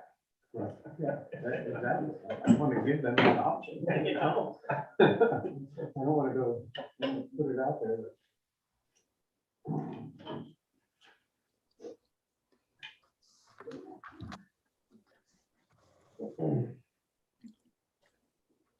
For those on Zoom, we're taking a little break, waiting for Walter. There he is. What a drag it is getting old. I heard that in a song before. Mick Jagger. Mother's little helper. Brian, you're on. You asked to address us tonight. Yeah, as you know, we've been discussing off and on this year about fire truck issue. not sure why I'm coming to you tonight is because I know to give you plenty of notice to try and put something on the warrant for town meeting. And it sparked my interest of, hey, I need to get to you guys when Terry sent out the thing, budget's coming out, so I don't know how much time frame you guys need. But I, from the fire department, I'd like to have on a town warrant because we need to replace 2 trucks. Roughly $700,000 to replace the 2 trucks. Before everyone faints from that number, I have, well, by the end of this week or next week, I will be applying for an AFG FEMA grant to replace one of the 2 trucks. But it is the hardest grant to go for. There's no guarantee with FEMA. The other part is we do have, as of right now, we have, by the end of 2021, from Terry's numbers, we'll have 245,150. 245, 149 and 5 cents. There you go. It takes roughly a year, hopefully less than a year and a half, to build or prove it, order it, inspect it, receive it. We don't meet till June. If it was to get approved through the town, we wouldn't do anything probably till maybe July, August, put out the bids. So we're looking at maybe September before we even order the truck. Which, if I did my math right, which I probably did, we'll be into the next budget cycle. By the time we have to do anything with funds. And right now, the price of fire trucks, since the last time I talked to you guys, the prices have gone up 3 times and they're gonna keep going up. Some of the truck companies have order now, pay a year after it's received type deal. They have some initiatives. They're not like awesome, jump up and down, hey, let's go buy a fire truck, but they're trying to work with towns and departments because we all know fire trucks have to be replaced. So we as a fire department and as a department chief feel that we need to get ahead of this project, be proactive on it and get it on the town warrant. Back up a little bit, I messed with the AFG grant. I'm asking for roughly the same amount that I just mentioned to you guys. That only replaces one of the 2 trucks. What about, was that? On the AFG grant, I'm asking for, I think it's around $600,000 to $700,000. 5% is all we have to pay. And off rough numbers, it's like 28,000 is all we would have to pay if we were approved. There's a big if there. So a single truck is 600,000, is that? right? Roughly, yeah. Okay. And are we talking, I know we're talking 2 trucks, but are we talking 2 trucks at a similar price? no, the other one is cheaper. Much cheaper, Okay, right? so, Well, probably about half. Yeah, If that's not much more. cheaper. If not more. so say the numbers again. Yeah. It's roughly right now, we'll look at. Truck one. Truck one, that's we are the tank tanker truck. is the number 1 priority. The right? priority How truck, much is a new tanker? roughly $600,000 as of right now. And climbing. And what's the other one? The is, other one could be around 200,000 to 300,000, depending on the prices of what's going on. And the other one is, The other ones are. it has a twin brother, right? No, it's a No. utility truck. It's a 2000 chassis with a 76 body that's rusting out. And we're getting closer and closer every day of equipment falling out of it. It's the smallest one. It's the smallest truck, has no pump, no water on it. It's our utility truck that we use for the boat, the forestry trailer. But your letter said there's that and another fire truck. Well, it's still classified a fire truck. But I'm sorry, Walter. So it's totally 2 trucks. That's all you're putting out there. Yeah, we need to replace 2 trucks, Okay. And somewhere in the How much range is of, the utility truck? I'm sorry. roughly $200,000 on the low side. or 250, you said. Yeah. So I jotted down 850,000, just as rough numbers. We're talking a couple of years from now and. Right. And I don't know how, I mean, because we have the reserve account, we know how much is in there roughly. So I'm asking yes for the full amount. Now, if you take out of the 700,000, subtract out of whatever would be in the reserve, I don't know if that changes what we'd have to actually put on for the warrant or not. We get the grant, we're golden. But that's a big if. Yeah, and when would we know? Would we know? before That's the June good town part. meeting? We would know by the end of the earliest July. After that. Well, yes, but we could know by June, but we all know how that worked out this year or last budget. We didn't find out because they kept pushing it. FEMA has, and the thing with the grant system right now is that FEMA has bumped up all the levels of amounts being given out. And in 2022, when they come out with grants again, everything's going backwards. They're not gonna keep the increase up there. So this is just happens to be the year to go for this big ticket item. It might help sweeten the deal a little bit. So the grant's all done. I'm just waiting for the county grant people to come back off vacation to cross our T's and dot our I's. Questions? Welcome. Okay, so the grant is Plan A, Yep. wish and a prayer. Yeah. Smart Plan B is $800,000 for 2 trucks. Minus the 245, 149 that you have in the reserve, leaves us a amount to borrow, because I don't think we're gonna be asking the taxpayers to pony up $554,851. Now, in the succeeding 2 years, when the ambulance continues its payback, that 554 will be reduced by 279, 284 in 2022 and 312, 923 in 2023. And I didn't do all that math yet, but we haven't told you to work our way through that. Let's hope they don't raise interest rates too much between now and then. Well, they're going to do it twice. Okay, so the 259 is what's on hand right now. And there will be money coming in the next, from the ambulance over the next 2 years? I thought it was 1, No, 2021. which we're done with. Right, so that balance is 245, 149. In 2022, we're gonna get another 279, 284. And in 2023, What about the numbers that I have, that I found in file? well, hold on. I brought the source document, if I can find it. While he's thinking.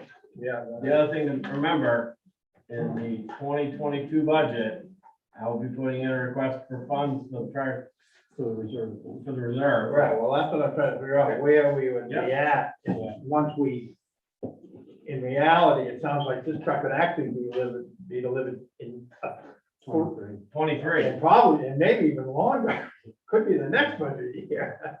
I mean, the other ideal thing to throw out there, and I'm not in favor of it because of knowing history of the town, is we go to special town meeting and order now if it's approved, but we're 6 months away from town meeting, and I know in the past, it's not really a hoorah of having a special town meeting on that type of big ticket item. So I understand, I mean, Yeah. that's why I'm not asking to do Right, that. Well, I think we need to get these numbers on a spreadsheet of some sort, based on, and projected out a couple of years. Is that something, Walter, you could Yeah, I have a question for Terry. So, consult Terry on, make sure you guys have the same numbers? yeah, well, she has my numbers. 34, 135 for the third repayment? Yeah, and 33, 639 for the. Oh, you were reading the 279 over here on the other side, okay. Right, I was reading the Long total day. balance. Oh, okay, so, I thought you were saying that was the payment, I'm like, No, no, oh, no. goodness. sorry. So my first question is, what was borrowed from reserves to fund the ambulance was 132,564. So my first question is, did all of that come from the fire truck reserve? And we're gonna have to go back through the audits to verify that. Okay, what's the question? The question is, we borrowed from reserves in, Right, something came from someplace else. I okay. wasn't involved, so I'm. I know. It says on your sheet, which I got from Terry, that in June of 2020, ambulance purchased, there was a withdrawal from the fire truck reserve account of $110,000. Right. Okay. There was more money that came from maybe the ambulance. Did the ambulance have Yeah, money? of course, the ambulance reserve was completely drained. So, the 34,632, some of this reserve payback from the ambulance, is not gonna go to the fire truck reserve. There's another reserve that needs to be paid back. Oh, below the 110? No. No. Can I suggest that we put this on a spreadsheet and deal with this next Tuesday, because I'm lost. And have the dates on when repayments are gonna be made and blah, blah, blah, and. My main point tonight was just to Yeah. make sure I gave you guys enough time, to get it on the town warrant, so I don't miss my chance. Yeah. Below that purchase. Yeah. I like to have a backup plan. Yeah. But I think if we start out with the fire, say the trucks are gonna be in the neighborhood of, I don't know, 850 probably is a better number. And then kind of deduct from that, what we have on hand, and then project what we budgeted, say, this year for contributions and the ambulance paybacks, and then find out what the bottom line is, so. All right, super. And Walter, you take a lead on that with Terry and. Can I, Go ahead. tune up your justification presentation like you did the last time? Oh, yeah. The rest of the guys. Because have been convincing involved. us is gonna be the easiest Oh, I know. job that you've got. Well, maybe. Well, just so you know, the amount of money that we put into this tank truck to keep it in service. Keep going like this every time we go out. Yeah, we know. All right, just so you know. Just another quick thing. This email that you guys all got at like 4:30 from Betty, can you make sure that I'm included, so I kind of have a little bit of knowing what's going on? Well, we can't control. Well, no, I understand at 4:30 you got the email, but I'm just saying going forward, because, it does affect us as well. We're a little bit Yeah, trickier than the rest of the. no, I know, but like I say, I mean, we can't control who she emails, right? I don't know, did she? She didn't email Amy either. Oh, I don't think she emailed us. I think it went directly to her, didn't it? Yeah, No, I got- it just came to. no, Okay, no, all right, it that also was- came very late. that was a stipend. Fine, okay. So, Walter, you're gonna work with Terry, make sure you guys agree on numbers and run it by Brian, you're gonna be in that loop. Yep. And we'll talk about it Tuesday. Okay? Yeah. That's probably, Go ahead, sorry. no, we're meeting Tuesday, next Tuesday, so we'll put it on the agenda. weather permitting, I'll be there. We're meeting in person on Tuesday, but that may be the last time in person. We're also meeting. Thursday, but that's not for this purpose, right? Yeah. Okay, good. Thank you, Brian. You're welcome. Okay. We dealt with Amy, a special town meeting.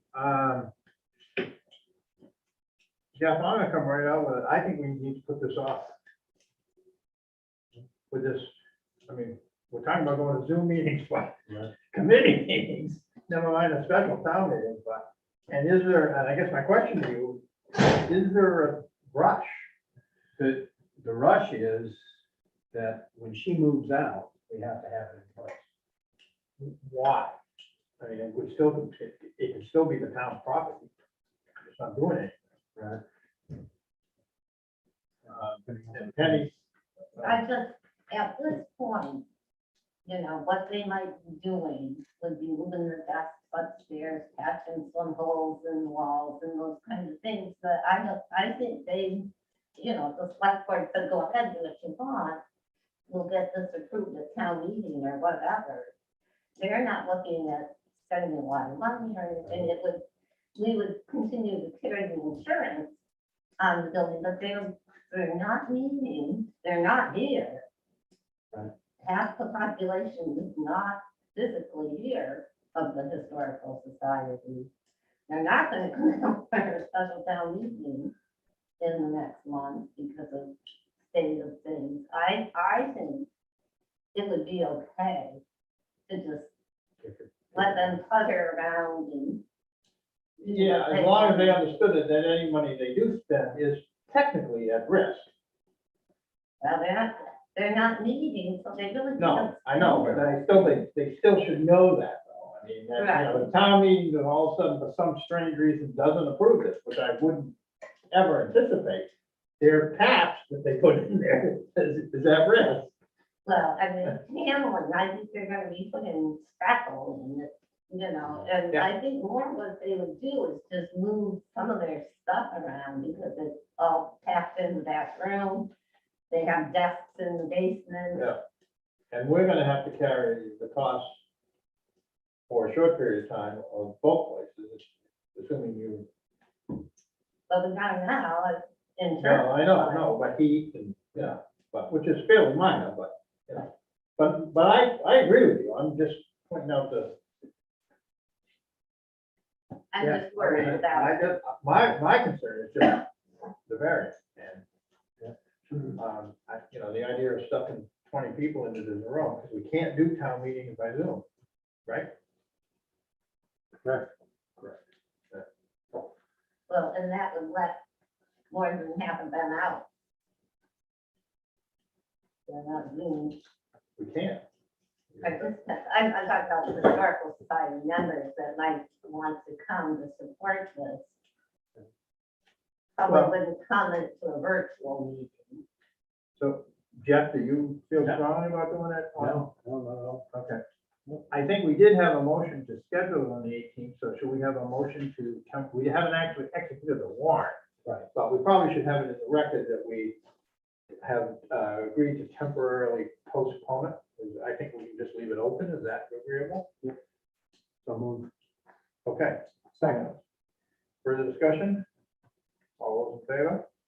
Okay. And hopefully this Omicron will be behind us quickly. No, I'm hoping it stays with us. Well, all right. I think it's The danger. I think it's the end. I think we ought to all go out and get it, It's like kids with the measles. Go out and get it. I'm not sure I want to do that, but, okay, we dealt with the Conservation Commission. I just wanted to tell you, again, sort of a heads up, Walter, in response to your question to Brian Reeves about the south end of Westbrook Street, in my capacity as uncompensated Assistant Road Commissioner, I took advantage of his offer to go down there and look at it. And he came down, we met very quickly, and they looked up some data. They did not find a fatality there, but they did find many accidents. I talked to Terry, and Terry thought that the fatality happened at the base of Tower Hill by Cheryl's subdivision road. Makes sense. But they didn't find one there, and I don't recall one happening there either. But, huh? Well, the fire in 11 feet. Yeah. Oh, you said Westbrook. Oh, I'm sorry. Did I? But there I'm have sorry, been a 11 feet. couple, but they're just over the hill. Fatalities? Yeah, Oh. Okay. but they're not because of the intersection. Not necessarily. They I don't- happen because people are taking that corner too Well, fast. yeah, but that's the whole thing. But yeah, there have been two deaths Oh, there. okay, then I stand corrected. But anyway, I met with them and they're gonna send us what is known as a cooperative agreement, and he agreed that, and we probably should point out because there have been fatalities there.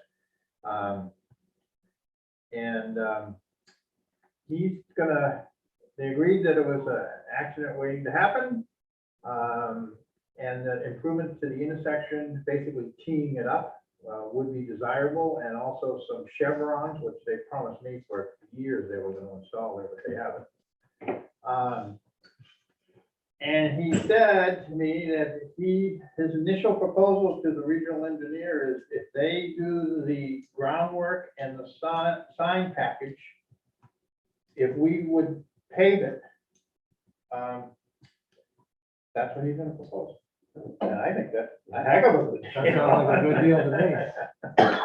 So I told him that it would require town meeting approval. I mean, I don't think it'd be a huge paving project. I mean, it's, you know, so, we'll see where it goes. I told him we'll have to go to a town meeting because it would be, you know, we would have to get money to do that, whatever it was. But so hopefully we'll get some from him fairly soon. Great. I was like, Thank you. I mean, he was like, yeah, this is bad. And so, Sharon will be thrilled. but I would like She'll to probably find write out to you. if we could, not tonight, but those fatalities, because they do not have records of fatalities in that area, so. But maybe they are defining the area. I mean, if it was way down in Whiskey Flat or something, but. No, it was Richard and Harriet Post, just past their driveway. Well, you know, I do think that. Yeah. That's what I'm It talking was about. one accident though, right? Wasn't it? Well, no, there's, Was it I two? think there's. I think there's two. Okay. Well, they didn't. Girl. The girl. The young ladies, the 18 or so year old, that was that one. Well, then, Terry, you said there was a fatality at Tower Hill, where there was a young woman. That's where I thought it was. Probably still. Yeah, just past the house on, my house where I lived on 73rd, down past Ron's Road, Tower Hill, and you go down the brook down where Meadow. Oh, yeah, that was, Nash. I know. Yeah, Yeah, Yeah. Eleanor Nash's granddaughter. yep. Yeah. That's the only one I could think of. Yeah. Okay. Well, we should point that out to them, because that would be even more helpful in terms of like the chevrons and stuff. And you know, I know my neighbor almost got killed there, Doris Fargo, many years ago. She got head on there. Okay, so, we had some donations.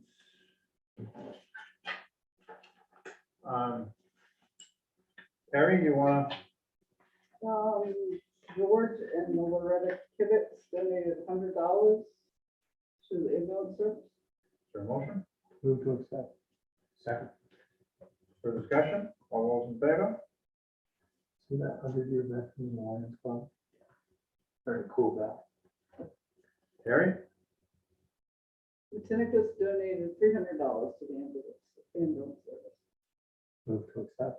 Second. Further discussion? Now, they wouldn't be able to take a tax deduction. They don't have a tax liability. All those in favor?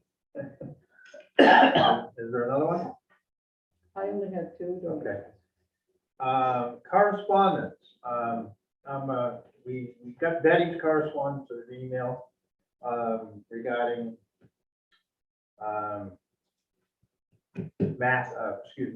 Zoom meeting. We dealt with that. We also have another email from her that came in at 4:28 today. Is that correct?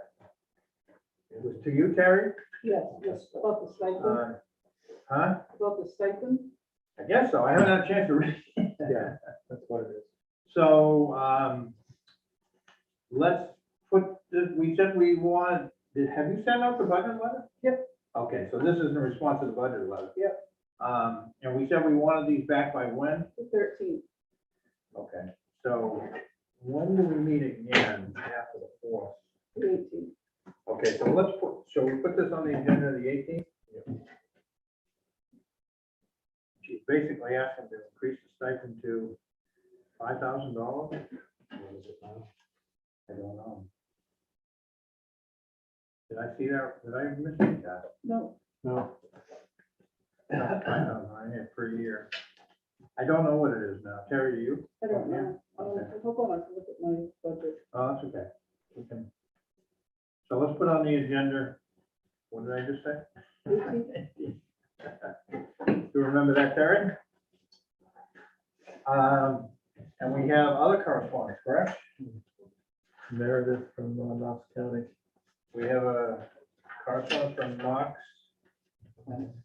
Clinic, thanking us for our AARP donation.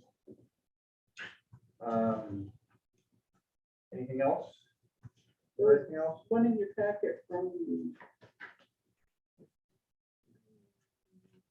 White Cat. Oh, yeah, that's a request for, shall we send them our standard response letter? Yes. Is there a motion to that effect? So move. Second. You figure it out. All those in favor?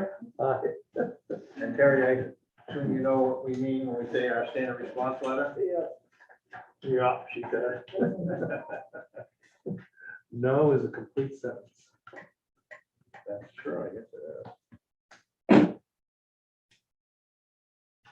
Okay, so, review items for the next agenda. Well, the next agenda is an executive session Thursday with personnel matters. I got a quickie for you guys. Okay, go ahead. Oh, that's right, too, transfer station, sorry. We haven't seen the final budget because they crafted it while I was away. I'm gonna see it tomorrow, I'm gonna vote on it on Thursday. But, you can see that, I forget, Howells had lost a lot of population over the 10 years, like about 80 people. So we're now second, 26.5%, the assessment. So our assessment's gonna go up in two ways, bigger share, and the assessments. The bigger pie. Yeah, we didn't generate, the last 3 years, we've generated significant surplus. And we've split it between funding our capital improvement stuff and reducing the assessment. This year, it's negligible. So we're getting whacked sideways and Sunday. But more on that when we finalize that budget. Do you know off the top of your head what our percentage was prior to this? 20. I 20 and some change? No, it's 24 and some change. Oh, so, okay, so it's not It's like crazy. That's right. Yeah. I have that. I got a bigger That's, spreadsheet. that's fine. I I'll send it. was just curious if it was like 12% or something.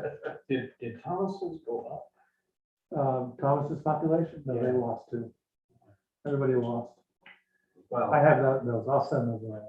and that's what happened with the school kids too, that they went up, the number of students we had, so. Okay, review agenda items for the next meeting. So we just talked about Thursday. Tuesday, we're gonna deal with the meeting schedule, and we'll take another look at the donation card, I guess. And I guess that's really about it. We'll see where I am with the fire truck. Yeah, fire truck, right, sorry, thank you. Zoom meeting with What's that? Zoom meeting. Oh, yes, and the Zoom with Cliff to talk about Omicron. And I think that's it. Terry, you got any other thing in your notes there? No. Okay. And not only Zoom meetings, but advice about public places here in town, library, exercise class. Yeah. Okay, anything else? Schedule future meetings. I think we've scheduled them out quite a ways, but we do need to schedule a time, or at least think about a time to review, to meet with Andrew, to review the bids, even, I guess, by Zoom. They're due the 17th. No, No, was it the 7th? I don't know. I thought it was 14th. So too. Maybe it's 14th. He wanted to do it fairly soon after, because he wants to get back to them. It's due January 14th 14th. at 2 p.m. So what do we, That's it. Well, we have a regular meeting on the 18th. yeah, do we want to do that then though? Okay, all right, fine. So would you see if he's available on the 18th? Because he has to be available. Would you see if he's available on the 18th? And if he'll have enough time to compile the data, because the 17th is the holiday. So Okay. Yeah, but he was the one who wanted to move quickly. Okay. we're good on the. But he said that before too. And then all of a sudden, things change. Okay, and I'd like a motion to go into executive session to discuss a personnel matter So moved. under section 405.